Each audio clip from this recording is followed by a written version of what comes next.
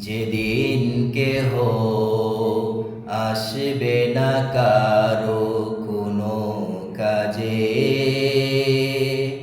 যেদিন পাপী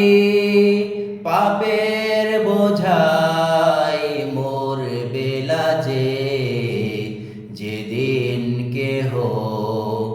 আসবে না কারো কোনো কাজে, যেদিন পাপী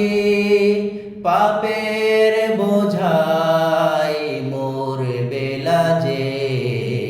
পোল সিরাত পার হতে গিয়ে পিছলে যাবে